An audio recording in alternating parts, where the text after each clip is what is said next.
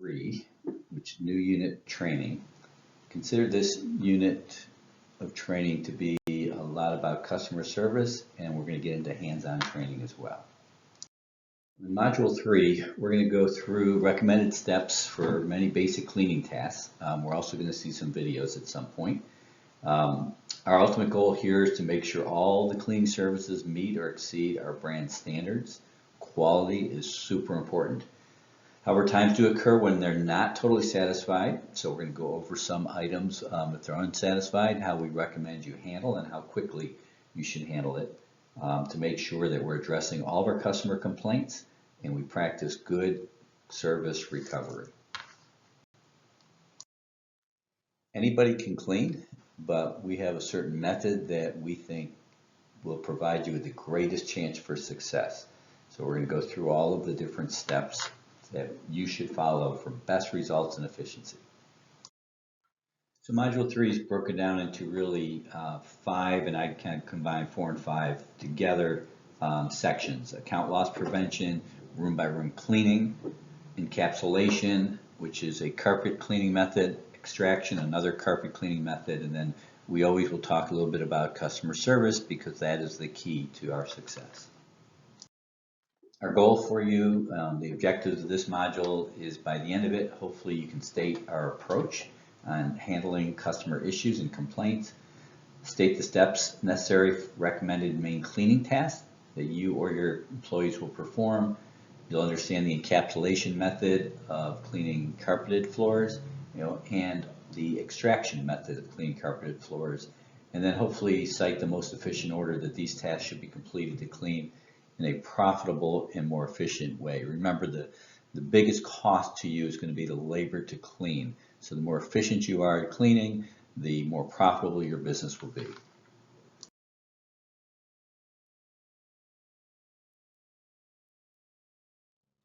So Section 1, Account Loss Prevention with JanPro Support. As we talked about over and over again, we're human. You're going to make a mistake. A problem's going to arise. How you handle the problem and how you react to it is going to really determine your success in this business. So if you address it early, they can become opportunities. But if it's festering and it keeps going and going and going, it could result in loss of your accounts. When looking at the facts of handling a customer complaint, the key is going to be to satisfy that customer.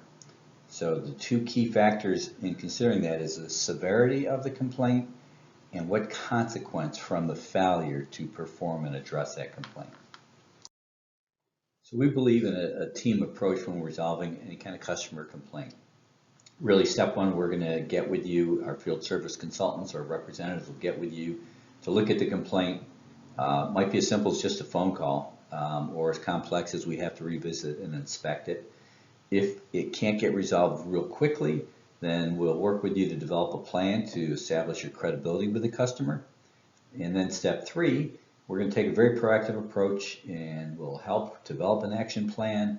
We'll give suggestions, we might coach, we might give supplemental training. It really depends on the severity. If you remember the facts, the severity of the complaint will dictate how much we get involved in as a team. Remember, you're in business for yourself, but you are not by yourself. We want you to be successful, so we're going to put in the resources and time to help you be successful.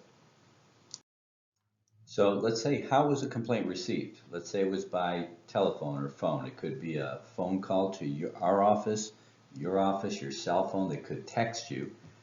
If you make contact right then and there, you have a really good opportunity to solving the problem quickly. You hear it firsthand, you reassure them, you put a plan together, and you solve it.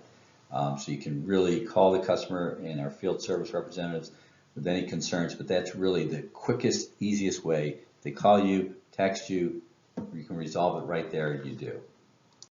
Second, you could receive it in the communication logbook. We've gone over this before. You make sure it's at a convenient location, your contact information's in there. Each time, whether it's nightly or each clean, look in the logbook to see if there's any comments. Don't question whether the issue is legitimate. Put a note in there that you're going to take care of it, or if you have taken care of it, no time for solution excuses. They only want a solution. Next time you come in, you look to see if there's any additional ones. take that one out, keep it as in your records, but give them a clean sheet of paper in the logbook so that they are not looking at your complaints over and over. So I already said tear it off, keep it with you, leave a quick note, we'll take care of it. But the logbook can be both ways. Maybe you notice lights were out or faucets were leaking, something was broken. You can use that logbook to communicate back to them as well. Sign and date that logbook so you keep a current record of the communication when it happened. You could also get a complaint in writing. We might receive an email or a letter about a complaint. Our field service representatives, as soon as we hear about it, we're going to contact you to discuss the issue. Hopefully it can be resolved right away. If we need to develop a strategy, we'll work with you to do that as well. You could be at the property walking through, doing an inspection, and your contact grabs you and says, hey, you got a moment, and shares a couple of issues with you. Make sure you write down that information with the date and then give them an expectation of when that will be resolved. Always let us know if you can't find a solution acceptable to the customer. Lean on us and let us help you come up with solutions. But if you can solve it, by gosh, just go ahead and solve it. Attitude. Attitude equals altitude. Treat the customer with respect. It's how you react to the problem that they're going to remember most of all. So take it seriously, act professional, remain calm. Don't take it personally. Don't become defensive. Take the Zappos shoe approach or take the Starbucks approach. Never a problem. It's an opportunity to prove that you're a professional. Now, sometimes it's a little more difficult to uncover what the details are about the complaint. So be a little bit of an inspector. Ask what specific issues they're complaining about. Apologize, gosh, I'm sorry you had that issue. You are a priority to me. I'm gonna look into that right now, and here's what's gonna happen next. And then, are there any other problems while I'm here that I can address? And then assure them that our whole company is really available to help solve this issue. We will solve it.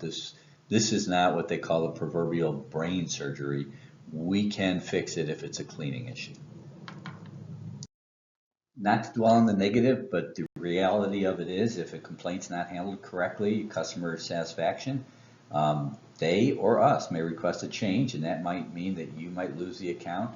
And if you lose the account because of complaints or service, we're not obligated to replace it. So not, again, to dwell on the negative, but there are consequences if we don't resolve them.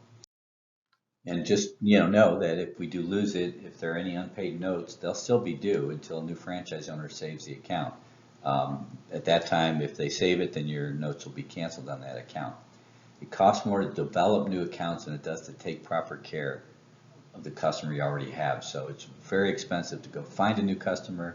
It's easier if we can fix it. So that's the goal that we want to focus on. And that will end section 1 of module 3.